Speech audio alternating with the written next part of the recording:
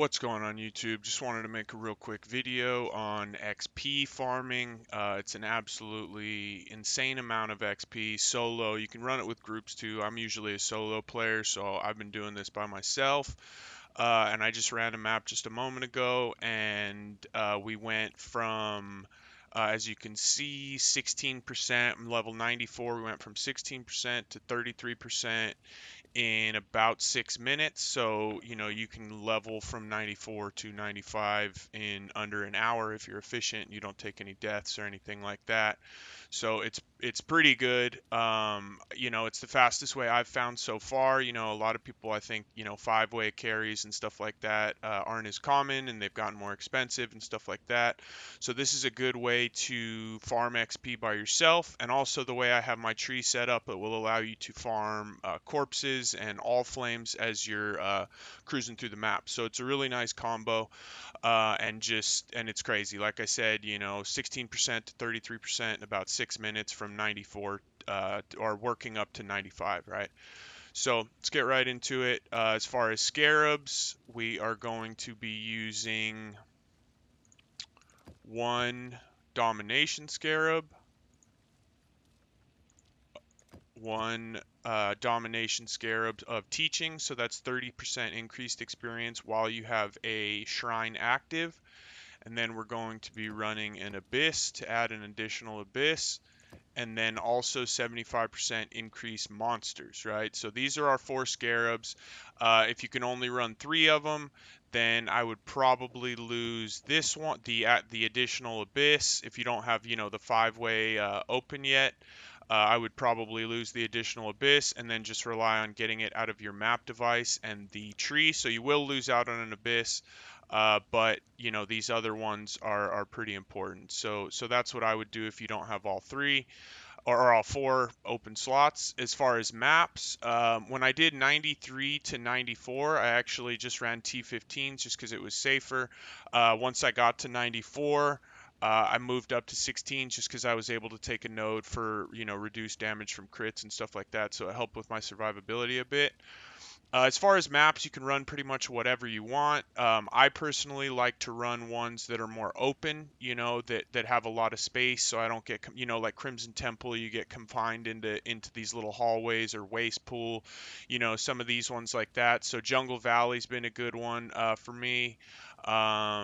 We just ran Volcano, Glacier's a good one. Any of them that are just really wide open seem to be much safer. So that's what I would recommend. And as far as rolling, we would typically just go in and quality it up. We don't want to spend a ton of currency on these.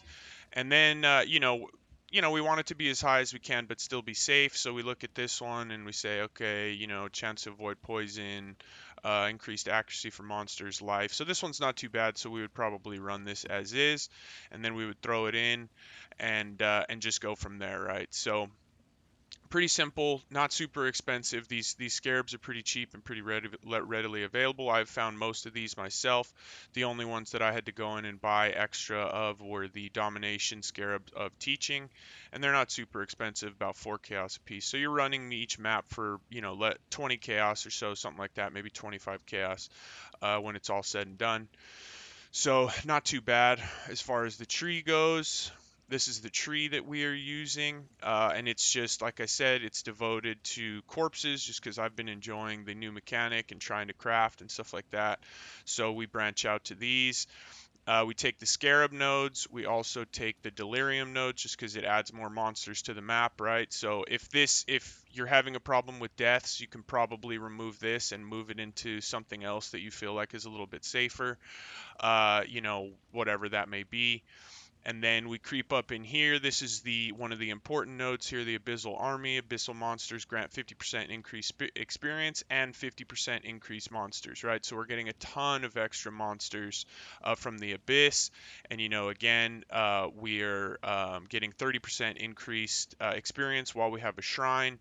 And then, we're spawning 75% here. So we're getting an extra 125% increased monsters, and then while we're fighting abysses, we're getting an extra 80% increased experience gain. So it's absolutely bonkers.